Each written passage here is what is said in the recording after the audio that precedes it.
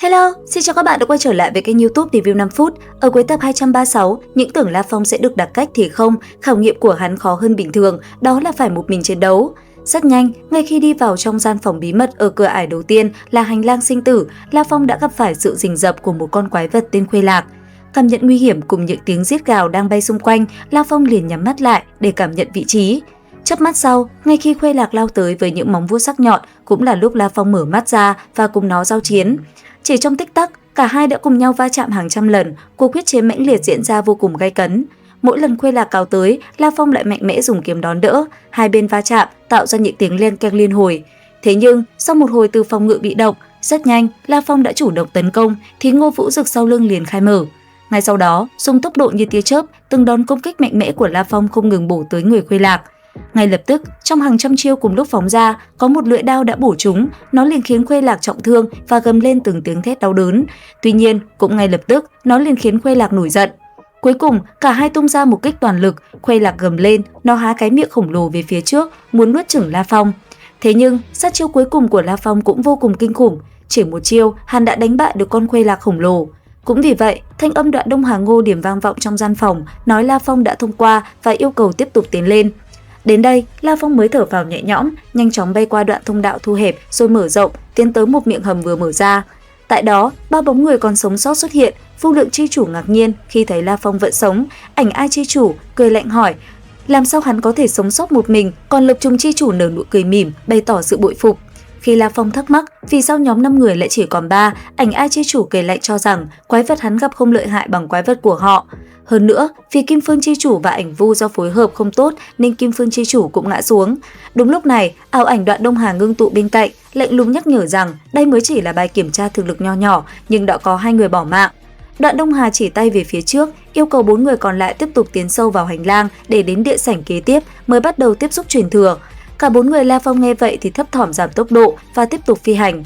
Thế nhưng cùng lúc này, sau khi bị ném ra ngoài, Lệ Hải chi chủ đã liền báo tin Đoạn Đông Hà xuất thế cho tộc quần. Hải tộc là tộc quân đỉnh phong của thời đại luân hồi thứ nhất, sở hữu tổng cộng 4 vũ trụ nhỏ trong vũ trụ hải. Người mà Lệ Hải chi chủ bẩm báo chính là 4 vị ma chủ của hải tộc. Sau khi biết tin, 4 đại ma chủ vô cùng tức giận quát: cường giả thân nhãn tộc có thể vào tham gia khảo hạch mà hải tộc chúng ta lại không vào được sao? Thế là họ ra lệnh lan truyền tin tức này cho các thế lực lớn trong vũ trụ. Mục tiêu của 4 vị ma chủ rất rõ ràng, thanh âm của họ vang vọng quát: đã không có cơ hội đoạt được truyền thừa thì cũng tuyệt đối không để thần nhãn tộc các ngươi lấy được. Điều này cũng bởi hai đại tộc quần này vốn là kẻ thù không đội trời chung, đã liên tục tranh đấu với nhau suốt 3 thời đại luân hồi. Bởi vì thần nhãn tộc có 7 vị chân thần, trong khi hải tộc chỉ có 4 vị, nên thần nhãn tộc luôn chèn ép hải tộc một bậc. Cuối cùng, một người ra lệnh quát: đại hạn sắp tới, e rằng đây là cơ hội duy nhất của chúng ta, không thể khoanh tay nhìn kẻ khác giành được truyền thừa. Chỉ khi hỗn loạn, hải tộc chúng ta mới có cơ hội. Cơn bão tranh đoạt truyền thừa này chắc chắn sẽ càng dữ dội. Nói xong, một cuộc tấn công của hải tộc cũng liền bắt đầu. Và cảnh tiếp theo sẽ là sự xuất hiện của thủy tổ Đông Đế Thánh Địa. Khoảng cách từ lần hiện thân trước của ông ta đến nay đã là 119 thời đại luân hồi. Ông ta ra lệnh cho Bắc Chân Tinh Chủ hộ tống 20 vị vũ trụ chi chủ, 200 vị vũ trụ tôn giả và 2.000 bất hủ tiến về vũ trụ Chu để đoạt lấy truyền thừa. Người này là Bích Huyết tôn giả của Đông Đế Thánh Địa, cũng là đối thủ cạnh tranh lớn nhất của La Phong trong truyền thừa Đoạn Đông Hà. Cảnh này là thần nhãn tộc phái đệ nhị và đệ thất chân chủ dẫn theo 20 vị vũ trụ chi chủ và 100 vị tôn giả. Đội hình này đối với thần nhãn tộc mà nói đã là đỏ mắt liều mạng rồi, tộc quân sẽ tồn tại vĩnh hằng hay tan thành mây khói, đây chính là cơ hội cuối cùng của thần nhãn tộc. Đáng nhắc tới là Tử Nguyệt Thánh Địa cũng do chân thần dẫn đội, hộ tống 15 vị vũ trụ chi chủ, 150 vị tôn giả và 1.500 bất hủ tham gia tranh đoạt truyền thừa. Cùng lúc này, La Phong cùng mọi người cũng đã bắt đầu đến với cửa ải thứ 2 với quyết tâm vô cùng lớn, đó là việc Đoạn Đông Hà Ngô mở ra trò chơi Tê Hoàng Cục. Theo thiết lập của nguyên tắc, đây là một trò chơi do một vị tồn tại cổ xưa và hùng mạnh tên Tê Hoàng đã dốc cạn tâm huyết để tạo ra. Vô số cường giả ban đầu chỉ coi đây là một loại hình giải trí, nhưng sau đó mới phát hiện trò chơi này đòi hỏi ngộ tính cực kỳ cao. Đồng thời, việc thường xuyên nghiên cứu Tê Hoàng Cục cũng có thể giúp nâng cao ngộ tính.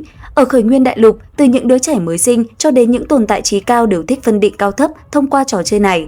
Trong lần truyền thừa Đoạn Đông Hà này, ai có thể giải được Tê Hoàng Cục đếm ván thứ 6.000 trước tiên, người đó được định sẵn sẽ có tiền đồ vô lượng, trực tiếp nhận được truyền thừa của mạch Đoạn Đông Hà, còn tất cả các ứng viên khác sẽ bị tiêu diệt.